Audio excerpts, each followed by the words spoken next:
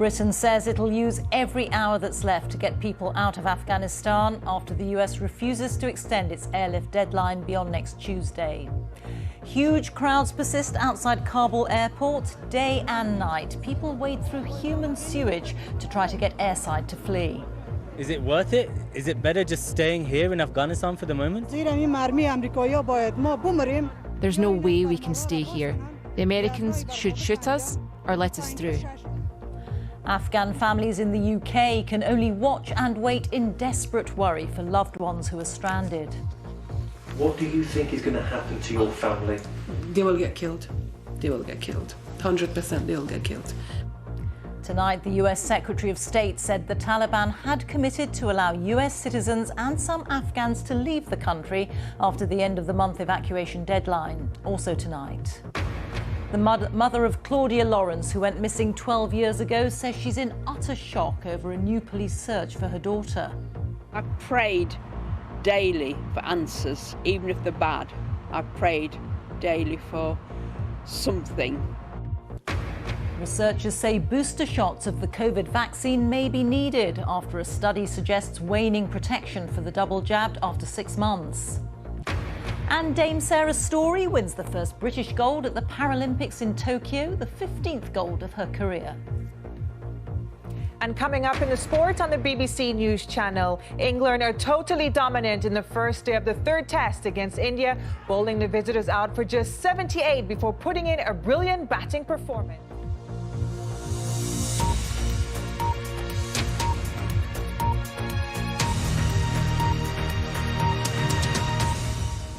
Good evening.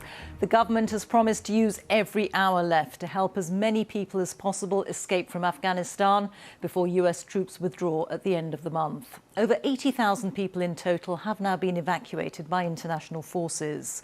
Of them, more than 10,000 people have been airlifted out of Kabul by UK forces since August the 13th. That includes more than 6,300 Afghans and their families. A further 2,000 Afghans who are eligible to come to the UK remain in the country. From Kabul, our Afghanistan correspondent Secunda Kamani and camera operator Malik Mudassar sent this report. Shame on them. They've been through so much already. Now wading through sewage in the hope of somehow being able to leave this country. Huge crowds are still flocking to Kabul airport, under the watch of American and British soldiers. Despite the dirt, the dust, the gunshots and the chaos, people are still coming here. And they're coming here in their thousands. Here, a makeshift camp has sprung up. Most of the people gathered don't have permission to board an evacuation flight. The few that do are struggling to make their way inside. We've been waiting here for 6 days and 6 nights. The American embassy told us to come here, but we can't get past all these crazy people. Is it worth it? Is it better just staying here in Afghanistan for the moment? There's no way we can stay here. The Americans should shoot us or let us through. Yesterday, the Taliban said they're not in favour of Afghans leaving. We saw no sign of them preventing people where we were, but they're clearly frustrated with the scenes unfolding. With time running out, there's a sense of panic amongst those trying to escape. You know me, here's a lot of... Many worry they'll be left behind, like this former British Army interpreter, who's yet to receive a response to his application. And it's very dangerous for us, because from the day that the Taliban entered Kabul, I've changed my home 3 times. So we are just 2 days or 2 nights. We are living in one place. This is the He's only got one document from the British Army, and it doesn't even say who signed it. But we managed to find his former boss, now a retired soldier in the north of England. I absolutely remember him as one of about 8 interpreters I worked with out in Afghanistan on my tour. And like all of the others that I worked with, he was a brave, bright, intelligent lad who actually genuinely wanted to do better for his country. The British government says no one's life should be put at risk because of their support for the UK's efforts in Afghanistan, and that it's working around the clock to relocate as many eligible Afghans as possible. So are other countries, but these are the last days of those efforts, and many who want to leave are set to be left behind. Sikandar Kamani, BBC News, Kabul. The Taliban's takeover of Afghanistan has caused huge anxiety for Afghan families settled in the UK who are desperate to help their loved ones still in the country. Many fear their relatives are now trapped. Our special correspondent Ed Thomas has been speaking to people here and in Kabul. Is he okay? Can he talk to us? I'm right now scared and can't talk properly. They are all going to kill us. We don't want that. The phone calls to Kabul. The anguish. Uncertainty of what comes next. Inside, I feel like I'm broken into many, many pieces. My body is here. My soul is in Afghanistan. And so is the rest of Nahida's family, uncles, aunties, in-laws. Most of them work for the Afghan government or Western forces. This is a picture of Taliban they have taken secretly, my brother-in-law. We've blurred these images not to reveal the family home. So this is them in the house. This is the Taliban. They want a female member of our family. Asking for the women? Yeah. They were just sitting there. There was 40 of them. Is that a rifle? Yeah. Nahida says all the women in the family have been moved to a safe house. See, this is the problem they have because they are in hidden place. They don't have much signal, so we have to ring. We have to ring so many times. Yeah, she's saying that she's really ill. She can't go to the doctors or anything. They are eligible for under the resettlement scheme, but we've had nothing. What do you think is going to happen to your family? They will get killed. 100% they will get killed. If I leave them and if something happens to them, I'll never be able to forgive myself. From Manchester to Kabul. It's extremely difficult, if not impossible. Is that gunfire behind you? That's right. It's not so bad now, actually. At night, it was really bad. This is Shah, a British citizen hiding in Kabul with young children and elderly parents. My father's in his 80s, my mother's elderly and ill and frail. They cannot survive without me. A family isolated with decisions to make. Well, going to the airport with young children is extremely difficult, if not impossible. The 4 gates to Kabul airport are mobbed by thousands of people. I really wonder how many of them are genuine. Documents are being faked all over the place, and I wouldn't be surprised if some people manage to get on flights to the UK with fake documents. This is Khusro. But there are lucky ones. I'm in Manchester. Officially flown out of Kabul, now in quarantine. The kids are sleeping in another room. This is the amazing view of this green city. Khosrow's thankful, safe and alive with his family. Kabul is collapsed on hands of the Taliban. It was shocking for us. What have you left behind? My home, my friends, my ambitions, my future, my country, so everything. We work for nothing, I think. Yeah, special correspondent Ed Thomas there speaking to people here and in Kabul. Well, our chief international correspondent Lise Doucette is in Kabul for us. And Lise, we keep hearing voices of despair and you are witnessing these scenes too. Yes, we've heard time and again from officials in London, we're going to use every hour that's left to get people out. But the fact of the matter is there simply aren't enough hours. We've met some of the British soldiers at the airport and their efforts are absolutely heroic. They are working around the clock to try to process as many people as possible. And we use these tidy phrases, an evacuation, an airlift. But for the Afghans who are still going to the airport airport or trying to go into the airport or at the airport in their thousands. This is a game of Russian roulette. But listen to what Sukhinder Kamani said. People staying 6 days, 6 nights, wading through sewage. Who would do that unless they were desperate to leave? And on top of it, we've just had another advisory from the Foreign Office saying there is a risk of a terrorist attack, and they are telling people don't go to the airport. But people are going to the airport, and again, the Taliban are stopping vehicles now, stopping even vehicles put on by governments who have very cordial relations with the Taliban. But others are getting through. Some Taliban, and the problem is that there's so many different Taliban, and they all think they're in charge, and some of them have photographs of what people should be having. Some people have to get out there at risk. Some people want to get out because they think this is their only chance. And if you think it's bad now, what about the days before the gates close shut? OK. Lise, thank you. Lise Doucette there reporting from Kabul.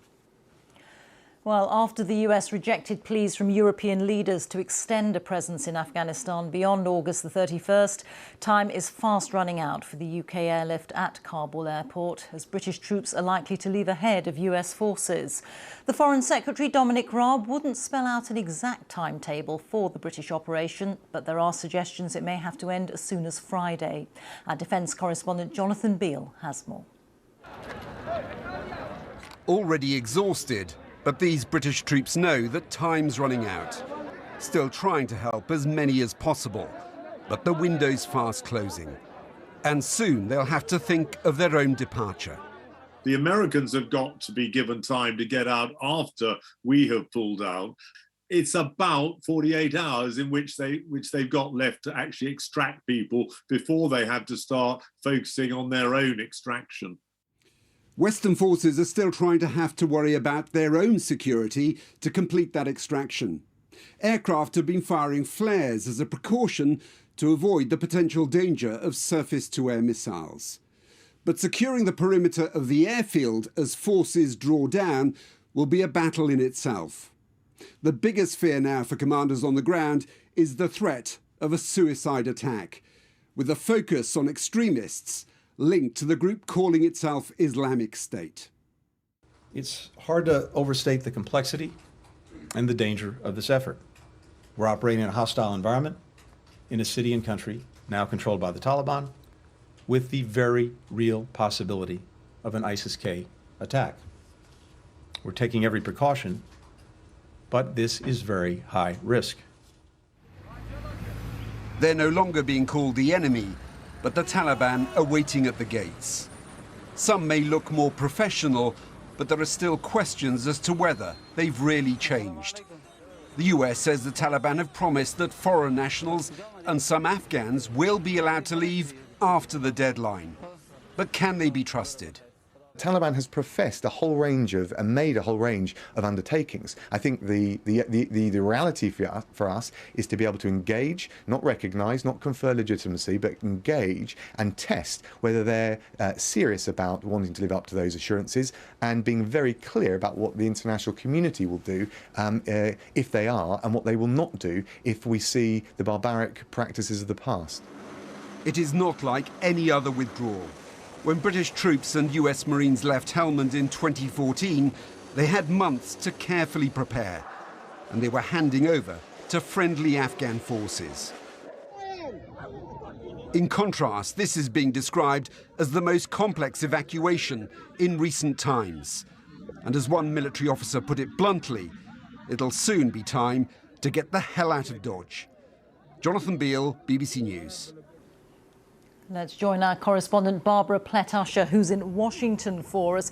And Barbara, tonight the US Secretary of State said that efforts to get people out will go on after the US has left.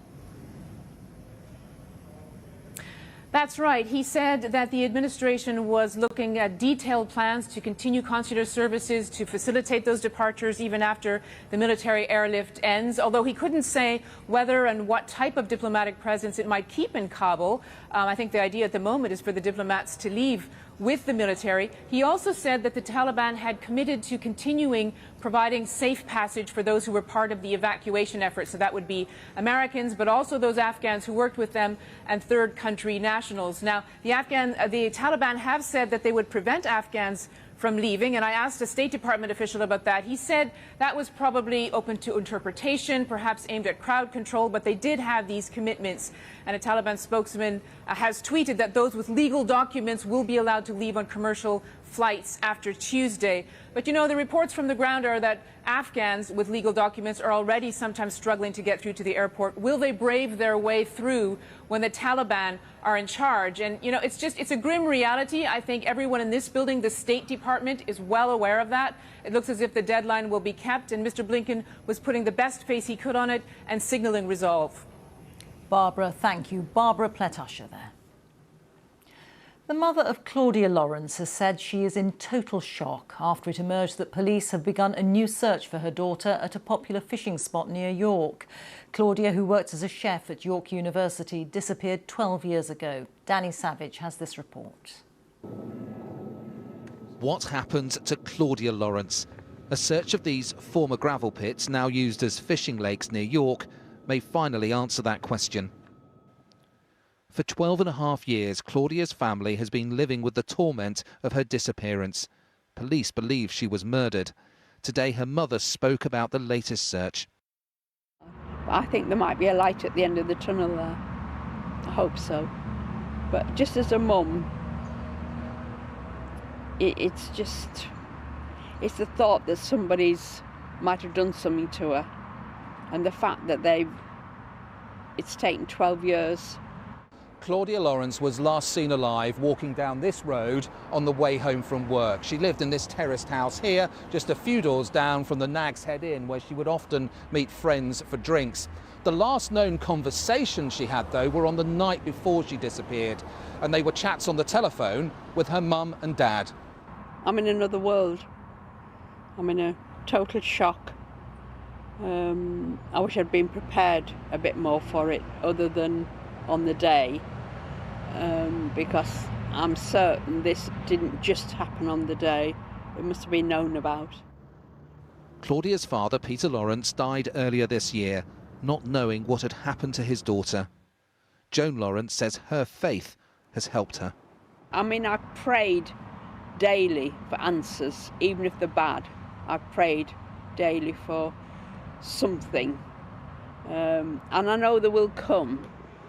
Something has changed in this investigation to lead to this new search, but police won't elaborate on where any new information has come from.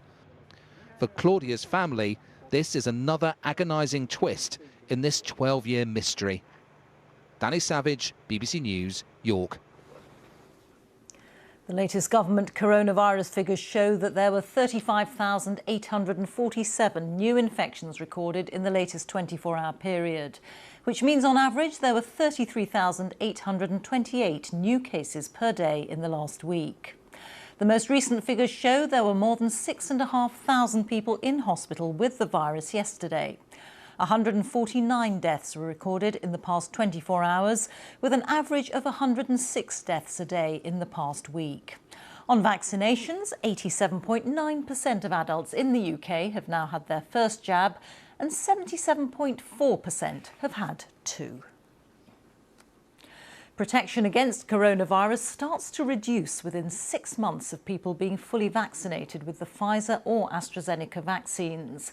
New research by experts working on the Zoe COVID study suggests that booster vaccines will be needed.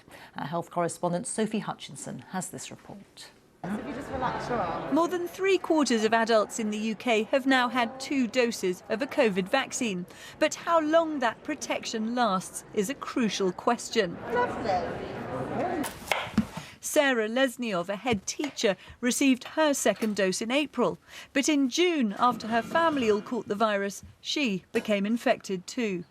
Obviously, I'd been shielding at home. I'd been staying in different rooms, keeping doors and windows open, wearing masks in kind of communal areas of the home. So I'd hoped not to get it with my double vaccine, but I knew there was always a possibility of getting it It was obviously very disappointing to get it in the end. My symptoms were just like those of a heavy head cold, really. I didn't have to stop working. I was working from home throughout that period. I had to rest a little bit more than usual, but I felt like it was a much lighter version than I had the year before. Sarah's one of a growing number of people who've been infected despite being double jabbed. Today's study by the Zoe COVID team adds to evidence that vaccines lose some effectiveness over time. It found protection from infection with both the Pfizer and AstraZeneca vaccines reduced slightly within 6 months of the second dose. But for most, the vaccines still seem to prevent severe disease. What this study tells us is that we have to keep an eye on the level of immunity and track it as time goes on so that we can make a prediction 1 month, 3 months, 6 months into the future of when a booster might be required. And infections have been rising sharply in some parts of the UK. Scotland, where schools have gone back, hit another record high today. Well over 5,000 new cases, with more than a third among teenagers and children. If I was to write a whole number as a fraction... Experts are warning the new term is likely to be difficult. So I think we do need to be braced for a challenging period. Exactly how high the numbers will be, it's very, very challenging to predict that. Where I think we can be more confident is that levels of mortality are going to remain low because we have study after study that still shows the vaccines are working. Cornwall's rocketing rates of infection have been blamed in large part on a music and surfing festival. Preparations are well underway for this weekend's Reading Festival, where thousands will gather. And where there are crowds, there's likely to be COVID. Sophie Hutchinson, BBC News. Let's take a look now at some of today's other news. The use of tasers by police forces needs to be reviewed to prevent a loss of trust in the communities they serve, according to the police watchdog. A review by the Independent Office for Police Conduct found that black people were more likely to face a taser and that some officers were not considering the risk of injury to vulnerable people. The Unite Union has elected its first female General Secretary, Sharon Graham, who takes over from Len McCluskey. Unite is the Labour Party's biggest trade union funder. Graham's appointment has been welcomed by the Labour leader, Sir Keir Starmer, who came under criticism from her predecessor. Tesco and Iceland have warned that there could be food shortages at Christmas due to issues with the supply chain. The supermarkets are calling on the government to allow more emergency lorry drivers from overseas to help solve the problem. Customers are being urged not to panic buy.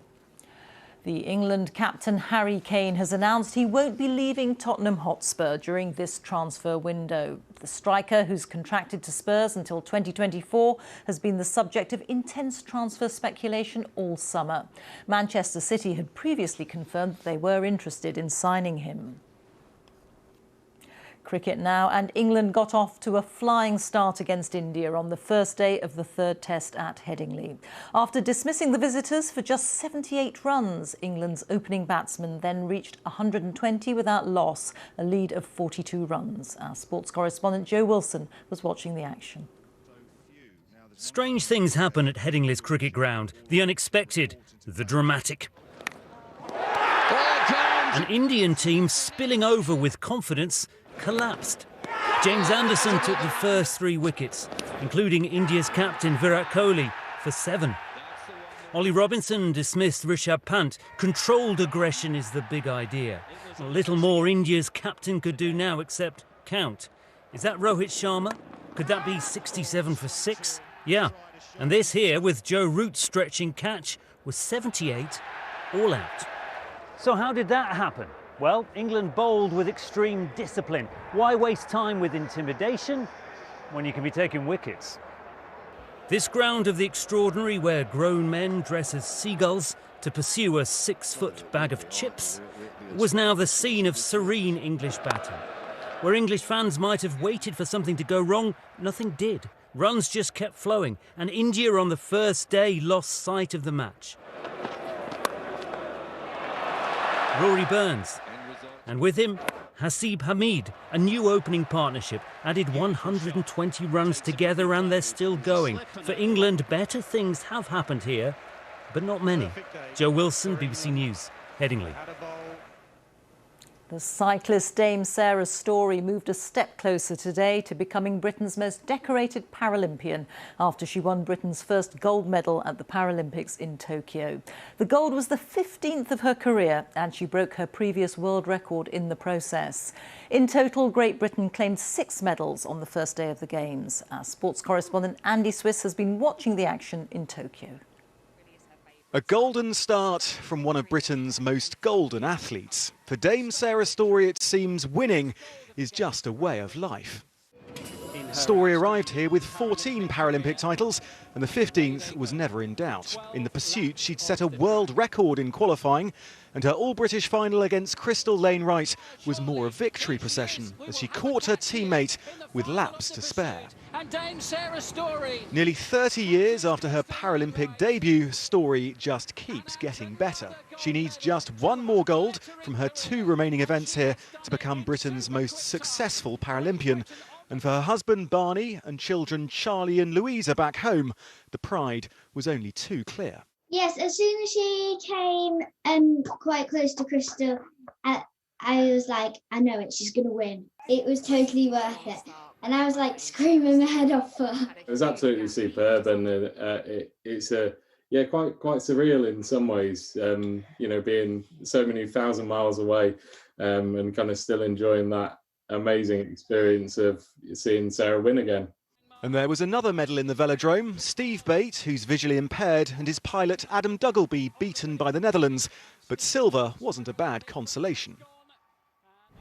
A glittering start for the cyclists then, especially for Dame Sarah Storey, for whom history now beckons. And there was more British success to come, as across Tokyo at the Aquatic Centre, the medals were soon mounting up. They weren't quite the colour they might have been, though. Tully Kearney says she had to learn to swim again after missing the Rio Games through injury. But with a huge lead in her final, she seemed on course for a remarkable triumph. But over the final length, gradually she was reeled in. If it was the 199 metres freestyle, she might have won. But it was the 200 metres, and agonisingly she didn't. Pipped by China's Zhang Li, still silver for Kearney, but oh so close to gold. It wasn't the only near miss for Britain's swimmers. World champion Reece Dunn was involved in a thrilling finish in the butterfly before being just edged out. But with a silver for him and a bronze for 18-year-old Tony Shaw, the sight of Britain's Paralympians on the podium is already becoming familiar. Andy Swiss, BBC News, Tokyo. That's it. Now on BBC One, time for the news where you are. Have a very good night. Bye-bye.